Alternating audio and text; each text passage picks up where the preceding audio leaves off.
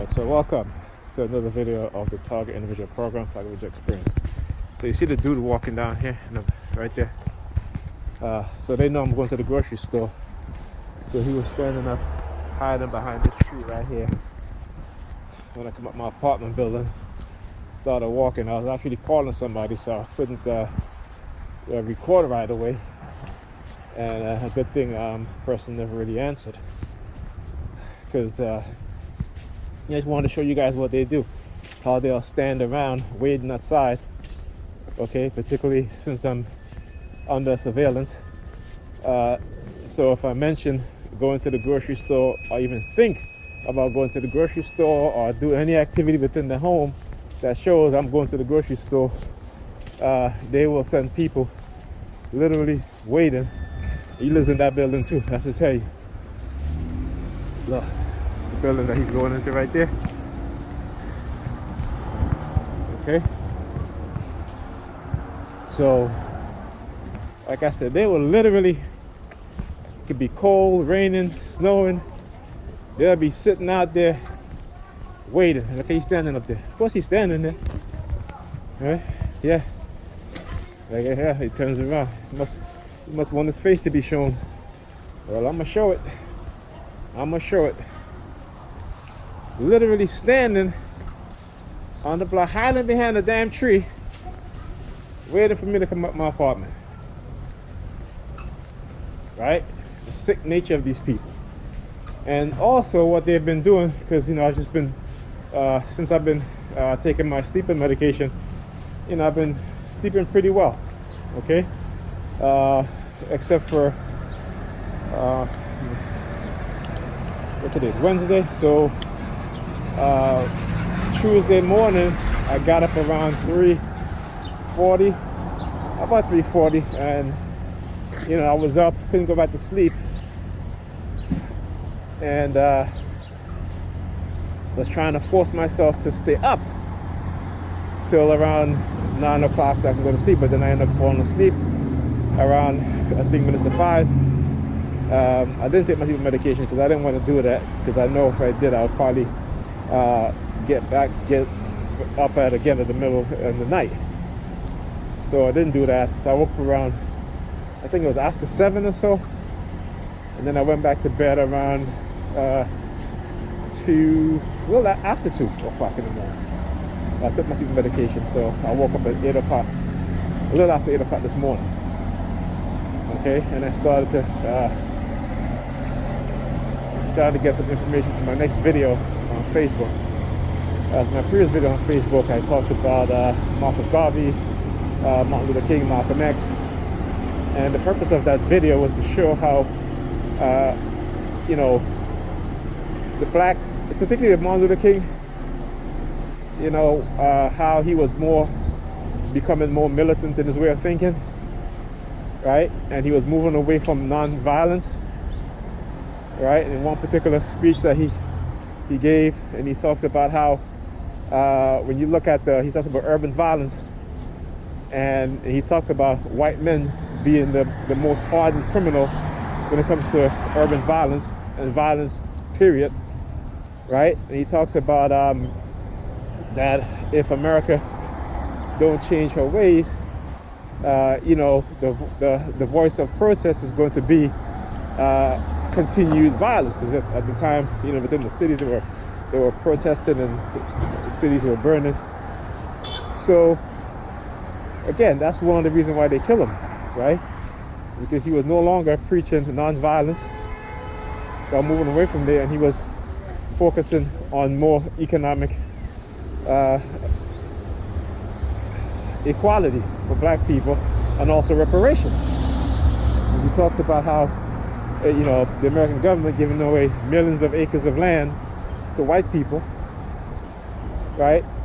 Housing, the GI Bill, all that stuff. And that's one of the reasons why he was assassinated. Okay, I went further back, Marcus Garvey, and how the reason why they didn't get rid of Marcus Garvey because he had the ability to unite black people.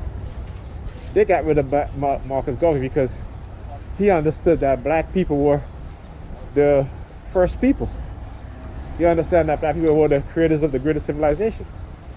And that 13 million black people or 14 million black people that he united, okay, white America did not want those people to understand that. White America did not want those people to understand that they were the first people on this planet. They were the creators of every other group of people. Okay? So you just stand in there and just start leaving? Look. Understand how they move, right? They stand up on street corners. When they see me, I get close. They give each other signals. And then they just start walking off. And so that was part one. It's called ignoring the reality, how black people are conditioned. So we are conditioned to ignore the reality, right, and believing in a false reality that's put in front of us and what it does to our minds. So I had to start. I wasn't talking about the psychological aspect of my target and of our target as TIs, but also talk about the psychological programming of us as black people. If you're black, same thing goes for white people too and Asians. But I'm a black person, so I'm speaking from a black perspective. And because what they have done, particularly white racists, is to give us a sense of inferiority still in our subconscious that still manifests there. And this is going to be like a series. I don't know how many parts it's going to be, but I'm going to end it off with technology, right, that they've been working on since the 1950s. Radio wave microwave technology, and where society technology is moving today, right? And again, combining that with environmental stressors, racism, poverty, to keep black people traumatized. And you see, when you traumatize a people and the people suffer trauma on a daily basis, you're able to manipulate them. Not also that, but then we know that what happens with that, with poverty and trauma, comes mental illness, right? Because of the stress, the mind breaks down and create defense mechanism, a defense barrier. Those barriers are in creating delusion, right? And the delusional way of thinking, okay? And so, I'm going to talk about these things and really try to break it down the best I can. I'm not able to still read books and stuff like that for long periods of time, but I